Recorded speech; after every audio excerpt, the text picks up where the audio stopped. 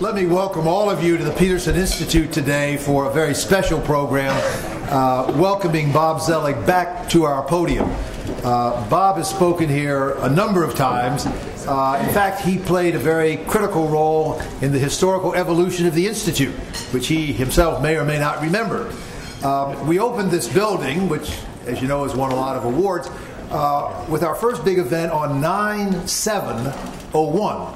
Big luncheon meeting with Vicente Fox at the end of his state visit with President Bush. Then our next big meeting, and our first with a top U.S. official, was scheduled for 9/11. But Bob Zoellick wound up in a bunker that day rather than being able to speak here, so we had to reschedule. But we rescheduled in 10 days. Bob took the podium and laid out the strategy for what became the Doha round, which he then skillfully maneuvered internationally within the next 2 months and started one of his trade policy legacies en route. So with that little bit of history as background, let me say what a pleasure it is, Bob, to welcome you back. We're particularly delighted to host Bob today prior to this year's spring meetings of the IMF and World Bank, and for Bob to lay out some of his strategic thinking going into those meetings. It's doubly particularly gratifying to host him because he's going to address in large part the events that have been occurring in the Middle East and North Africa, what they imply for the region, what they imply for development thinking and policy more broadly, and I think you will find a very important statement about World Bank thinking and more broadly how the world as a whole should be thinking about and responding to this critical set of issues. Bob, of course, has been president of the bank since July of 2007, when he became the 11th CEO of the institution. He had earlier, of course, served in the U.S. government, most immediately as Deputy Secretary of State, and before that as the 13th U.S. Trade Representative, USTR, throughout the first Bush 43 administration, in which, among many other things, he launched the Doha Round. He enacted or completed FTAs with a number of countries, quintupling the number of countries with which the U.S. had trade agreements, and in short, taking a very constructive and forceful leadership role on trade policy during that period. He had previously served in the government in the 1980s, particularly with Jim Baker, in the Treasury as Undersecretary of State and as both Deputy Chief of Staff at the White House and Assistant to the President. During that period, he was U.S. Sherpa for the G7 and played a critical role in the process of German reunification or unification in 1989 and 90. He's also had extensive experience in the private sector as Executive VP at Fannie Mae, as Vice Chairman International for Goldman Sachs, prior to joining the World Bank. Bob, I think it's fair to say, is one of the most distinguished public servants we have experienced in both the United States and the world over these last 3 decades. It's a great pleasure for all of us that you're serving at the World Bank, playing the global leadership role you now do, and we look forward very much to hearing from you today. Bob Zoellick.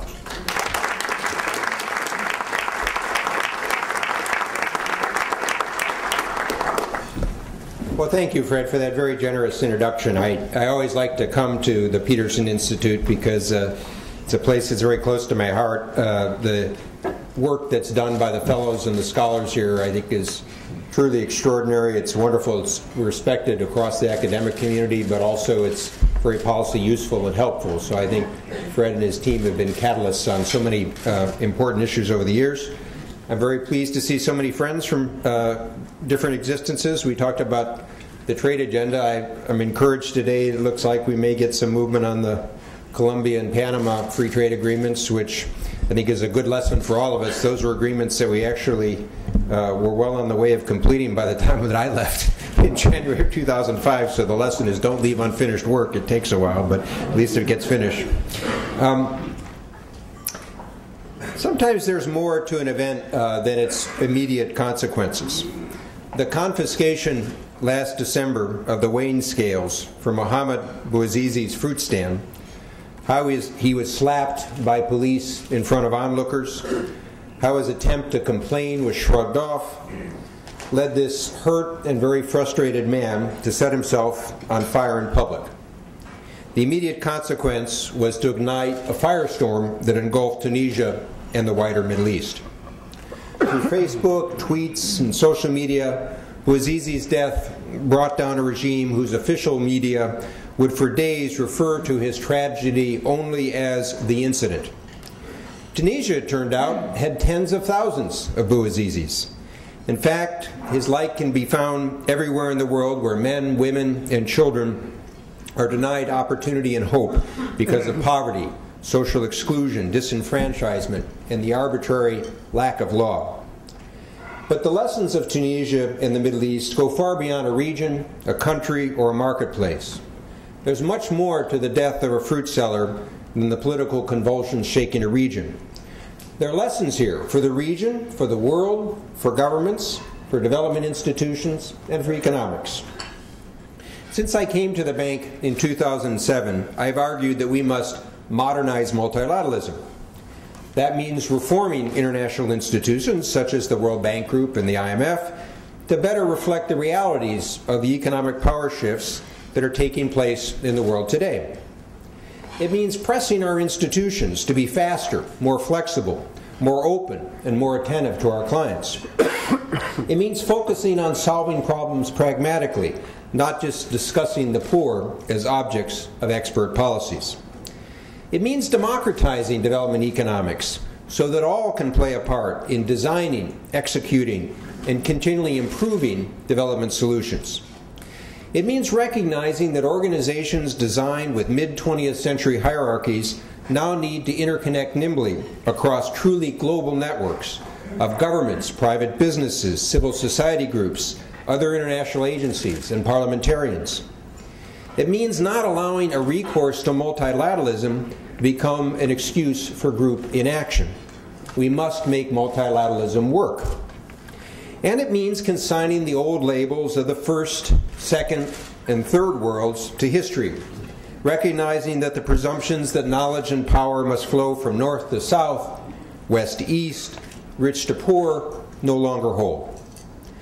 But consigning old labels to history is not the same as saying all countries and regions are the same. In 2007, attentive to just these differences, we launched an Arab World Initiative as one of the World Bank's 6 strategic themes. Some questioned, why this focus?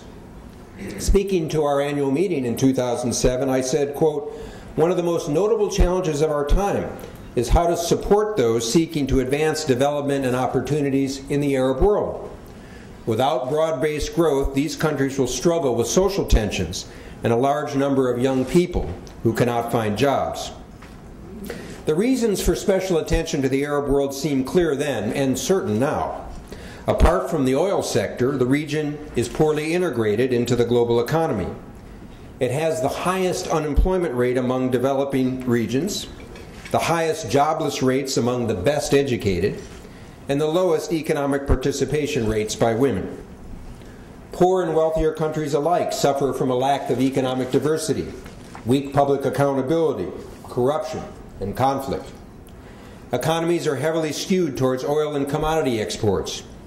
In 2008, non-oil exports accounted for just 16% of the Middle East and North Africa region's GDP, compared to 44% in East Asia. That absence of diversification means that the region lacks vibrant manufacturing and service sectors that can produce jobs today and in the future. With private investment averaging only about 15% of GDP, compared to close to 25% in South Asia, the region's youth bulge has nowhere to go but into government, where new jobs are scarce, or onto the street. Despite this, there has been progress. Indicators such as infant mortality, maternal health, literacy, and life expectancy have improved, and the share of the population living under $1.25 a day has fallen. On the economic front, there have been gains in the macroeconomic performance. Economic growth has been steady in a number of countries, although inadequate to meet the demand for new jobs, and prior to the global crisis, there had been some early signs of improvement in foreign investment. But institutions remained sclerotic, and modernization had been too partial, and too dependent on a small number of reformers to take firm root. Top-down efforts blocked public participation or the airing of grievances. Traditional forms of societal consultation had been snuffed out. Governing elites became isolated. Last year I gave a speech asking where our development economics had brought us, and was it serving us well? I urge that we make development economics a practical help to people, ministers, policymakers, community leaders, and yes, fruit vendors, not just abstractly theoretical. Streetwise economics is shrewd market economics. And nowhere is that more appropriate than in the Middle East. 2 weeks ago, we convened a conference at the World Bank to listen to Arab voices, youth groups, women's groups, change agents. What do they want? They want opportunity, justice, and a job. They want rules and laws that are fair, predictable, and transparent. They want food and shelter for their families, good schools for their children, and neighborhoods that are safe. They want police forces that are protectors, not predators. They want governments that can be trusted. They want voice and accountability, and they want it in towns, in villages, and neighborhoods. They want a say over how public services, which have been so contorted that they are neither open to the public nor offer real services. They want information and the right to know and to participate. They want a new social contract. They want dignity. They want respect. And if they are women, they want these same things. Now, there are some in this audience who might say, yes, that may be what they want, but that's politics, not economics. I'm here to say some of that may be what we think of as politics, but most of it is what we also know is good economics. Most of it is what we know is good for fighting corruption. Most of it is what we know is good for inclusive and sustainable development. 20 years ago, the bank did not talk about corruption. The staff called it the C word. Our shareholders and board said it was too political, and we self-censored it out of documents. Today, fighting corruption is a key part of World Bank projects and programs. Our shareholders know that corruption is a drag on economies, taxes the poor, and strangles opportunity. 18 years ago, the World Bank rarely talked about gender. Some said it was too political. Today we know that gender equality is smart economics, that countries with greater gender equality tend to have lower poverty rates, that a child's chance of survival is 20 times greater if the income goes to the hands of the mother, and that simply by giving women more control over agricultural inputs, agricultural productivity can be as much as 20% higher in some countries. 10 years ago, we were only starting to talk about transparency. Today, the World Bank is the only multilateral institution with a wide-ranging freedom of information policy. We've thrown open our doors on our research and released over 7,000 data sets. We're designing software applications and creating contests to invent applications so that researchers, practitioners, and civil society can crunch their own numbers and double-check ours. Anti-corruption, gender, transparency. It's vital that the World Bank Group continually challenge itself to refresh our development thinking. It's vital that a modernized multilateralism be open to new ideas. And we must not stop there. We know that whether a country publishes its economic statistics, whether its audit functions are independent, how transparent its public finances are, all these matter. We know that in Egypt, for example, even many basic economic statistics have not been public. A few years ago, we worked with Egyptian reformers to draft a Freedom of Information Act, only to have it stuck in a sluggish system. The transition government has now revived that draft, and it wants the World Bank's help in bringing greater transparency to revenue in the oil and gas sectors. In Tunisia, authorities are now taking steps to recover stolen assets, domestically and internationally, and enhance freedom of association and access to information. We know that transparent procurement systems matter. We now have worked with 41 countries around the world on improving the transparency, competitiveness, and efficiency of government procurement. We've worked with 34 countries on improved citizen access to public information. And our International Finance Corporation is working on corporate governance in 64 countries with more than 3,200 firms. These are not dry technical issues. These are not luxuries that are reserved only for developed countries. They reflect on the quality of governance. They improve public policy. They signal integrity. They communicate respect for the public. They treat public office as a trust. They may sound political, but they're certainly economic. These topics are part of the economics of public choice. Today's events in the Middle East are certainly momentous, but they also echo the past. The indignity suffered by a fruit seller in Tunisia recalls the harassment of an ethnic Hungarian priest in Romania in 1989. Protests back then spread into a bloody uprising that ended the 22-year rule of the dictator Nicolae Ceausescu, just as protests in Tunisia closed the era of President Ben Ali. Yet while the spark may be similar, the path that a revolutionary conflagration takes is unpredictable. We do not know yet whether 2011 is like 1989, 1979, 1968, 1848, or we do know, and our World Development Report on Conflict, Security, and Development that will be published next week underscores this, that strengthening legitimate institutions and governance for citizen security, justice, and jobs are crucial to avoid repeat cycles of instability and violence. The World Bank will work with governments in the region and around the world to help strengthen the effectiveness of that accountability. Our success will vary, depending on the willingness of governments to relinquish their command and control and move towards greater openness. If governments will free the way for private sector opportunity, if governments will move beyond oligarchies and oligopolies, if governments will tap the energies of their societies and respect public choice, there is much that can be done. And no country can reach its potential if it ignores the abilities of half its people, women and girls. Our message to our clients, whatever their political system, is that you cannot have successful development without good governance and without the participation of your citizens. We will encourage governments to publish information, enact Freedom of Information Acts, open up their budgets and procurement processes, build independent audit functions, and sponsor reforms of justice systems.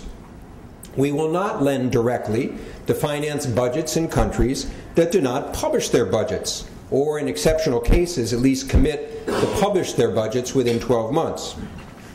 We will share the examples of how better governance and greater citizen participation have worked successfully in other developing countries. In Mexico, a group of 6 NGOs used a right to information law to learn about the arbitrary reallocation of $3 million in government funds from an HIV/AIDS prevention project. This discovery was shared with government reformers, prompting the enactment of formal accountability mechanisms, including regular audits of budget functions. In South Africa, a public service accountability monitor run by Rhodes University in cooperation with the Supreme Audit Institutions has used transparency to improve the implementation of public finance regulations, improving service delivery. Institutions matter, but so do citizens. A robust civil society can check on budgets, seek and publish information, challenge stifling bureaucracies, protect private property, and monitor service delivery. Civil society can insist on respect for the rights of citizens, and civil society can assume responsibilities too. An empowered public is the foundation for a stronger society, more effective government, and a successful state. We have the evidence from investments around the world in community-driven development where money is given directly to local communities so they can decide on their own priorities, oversee their own projects, and track their own funds. While not perfect, empowering citizens can be powerful. Over the last 10 years, the World Bank has supported tens of thousands of villages and neighborhoods with community-driven projects in over 100 countries. We saw the effects in Uganda, where local school budgets were posted on schoolhouse doors so that parents could track whether textbooks or teachers actually arrived, and outcomes improved. In China, deliberative polling has been used in rural communities to consult on the price of water or electricity or the relocation of farmers.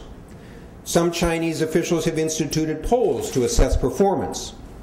The bank is now funding a poverty project in 70 poor Chinese villages that draws on elements of community-driven development to support collective decision-making, management, and the monitoring of local development.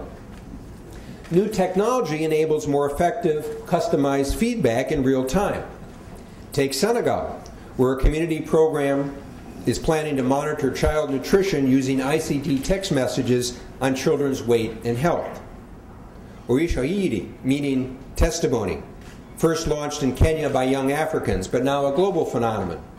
This open source and publicly accessible platform enables users around the world to submit various kinds of information, digital images, and video recordings through SMS-enabled mobile phones, smartphones, and Ushahidi website. Originally, this was created to report on, monitor, and respond to post-election events in Kenya in 2008. Ushahidi has grown to enable users across regions to track the global swine flu outbreak or observe earthquake relief in Chile and Haiti. The World Bank is now supporting similar initiatives to strengthen social accountability. In Africa, we are catalyzing the formation of in-country contract watch coalitions of civil society, government, and the private sector to advocate for transparency and to monitor the award and implementation of contracts, including concessions for extractive industries. We're now working with ANSA, the Affiliated Networks for Social Accountability, including helping to launch and support a new ANSA Arab World, a regional network of practitioners on participatory governance and social accountability across the Arab world, which will be launched this year. In 1944, the World Bank was established by governments to lend to governments. But a modernized multilateralism must evolve. In 1956, our shareholders established the International Finance Corporation, IFC, to invest in the private sector. Now it may be time to invest in the private, not-for-profit sector, civil society, to help strengthen the capacity of organizations working on transparency and accountability in service delivery. Our own governance and anti-corruption strategy, supported by our board, highlights the importance of scaling up our work with engaged citizens, including by strengthening transparency, participation, and third-party monitoring of our operations. A recent review of the World Bank's Japan Social Development Fund found that projects performed better when civil society organizations, CSOs, were involved throughout. Outside studies have shown that when CSOs participate in the design, the monitoring, the evaluation, and the management of public services, budgets are better used, services are more responsive, and there's less corruption. Already we are working with civil society and beneficiaries in over half our new operations. But to participate effectively, civil society groups need to build capacity. The UK's Governance and Transparency Fund has been a pioneer in offering public support. I suggest it's now time for the World Bank to examine, with its board and shareholders, whether the bank needs new capabilities or facilities that could leverage support from countries, foundations, and others to strengthen the capacity of CSOs working on accountability and transparency in the service delivery. We could give priorities to countries in the Middle East and North Africa and in sub-Saharan Africa. We could back this work with seed capital and with knowledge exchange and research aimed at improving the enabling environment for social accountability. Too political? In one way or another, modernized multilateralism needs to recognize that investments in civil society and social accountability will be as important to development in the Middle East and beyond as investments in infrastructure, firms, factories, and farms. Legitimate institutions and empowered citizens can make a big difference, but citizens still need jobs. In the Middle East, regimes have tried to keep a lid on rising unemployment with a mix of political repression, public sector jobs, and subsidies on food, fuel, and other necessities. These measures bought time, but little else. Expansive and efficient, they fed nepotism, not need. Cronyism, not competitiveness. Corruption, not capitalism. The direct opportunity cost of youth unemployment in the Arab world is estimated at up to $50 billion a year. Governments in the Middle East now face huge expectations from their young population. They want jobs now. Inaction poses risks, and so will the wrong actions. Policy reform will be as important as money, but policy reforms must be underpinned by a broad-based and inclusive consultative process, including with young stakeholders. And the reforms must be transparent and must be fast. Policymakers need to think over the short, the medium, and the long term, and in an integrated manner. Over the short term, the priority may be quick wins to build confidence and political buy-in. That may mean short-term, labor-intensive projects. It need not mean a more bloated public sector. It should not mean job creation that undermines medium and long-term private sector employment. A 2009 World Bank review of labor-intensive initiatives in 43 low- and middle-income countries over 20 years shows that well-run programs with wages that don't discourage private sector jobs can offer help to poor and vulnerable people.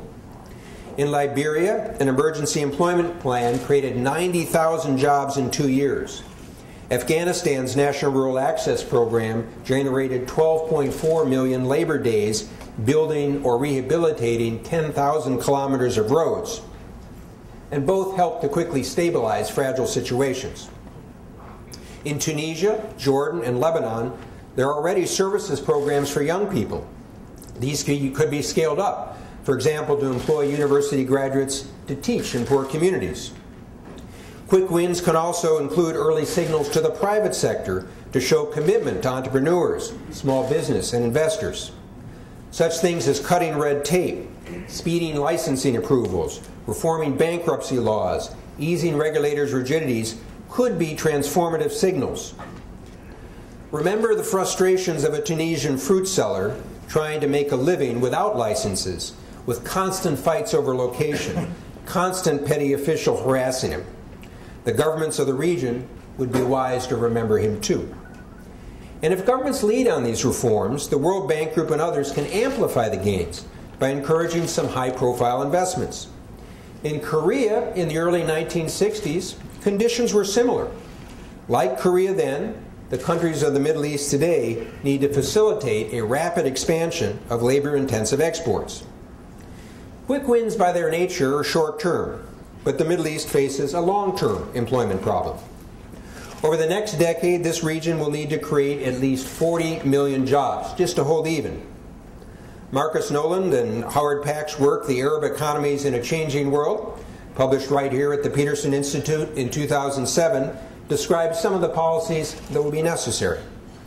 To create jobs and add to productivity and better integrate with the global economy, countries will need to be open to importing know-how, technologies, manufacturing and logistics systems, whether through foreign investment, licensing, or other business ties that will help overcome insularity. New circumstances could lend new impetus to reducing barriers to regional integration, which has lagged far behind other regions of the world. Education will need to match with jobs. Technical education can quicken the pace of absorption of ideas and best practices. With the right incentives, public policies can enable private action.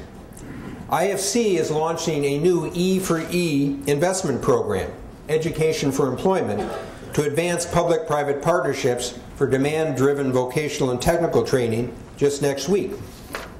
The economic choices that countries make will be crucial. Vietnam and Algeria were both French colonies that endured years of civil strife. Vietnam took the initiative and seized opportunities to open to international markets and technologies, drawing on other Asian models. Models of success in some Arab countries could show others. There are many roads to prosperity, but one must be taken. Inaction leads nowhere. The reality is that jobs will be scarce in the short term, while politics will be plentiful. We know that over time, the best safety net is a job. But in the short term, the best safety net is a safety net that works effectively, efficiently, and without crippling the economy. With high food and fuel prices, high unemployment, and political pressures, governments will be tempted to continue to support universal subsidies rather than targeted transfers. Yet for many countries, with such a large share of households living precariously near the poverty line, it's the poor and vulnerable who need protection the most. In Djibouti, the bank is working on workfare to improve nutrition and community development that's driven by citizen demands. In Jordan and for the Palestinians, we're working on stronger safety nets to prepare for bad times. In Lebanon and Jordan, on improved information and transparency with central registries of beneficiaries. This is a start, and it can be built on. Egypt very much needs to consolidate fragmented safety net programs to reach the most vulnerable. Information, community, citizens' participation. We've come full circle. Few can claim to have been predicting today's events in the Middle East and North Africa. So we must be careful about what we assume may happen next. We must approach development with the same humility. Rather than just talk about what we do know, we should worry about what we do not know. Rather than focus on what we got right, we should worry about what we got wrong, what we missed, when we did not speak loudly enough, when we self-censored. Citizens' voices, yes, but our own too. Politics and economics are different, but in many areas they're also much the same. People, incentives, psychology, human nature, governance, choices, results, accountability, transparency, security, gender, participation, voice. Are these politics or economics? Or maybe both? Will this be 1848, 1968, 1979, or 1989? Or will it be 2011, the year we learned that civic participation matters to development, and that, in addition to regimes, something more has changed? Thank you.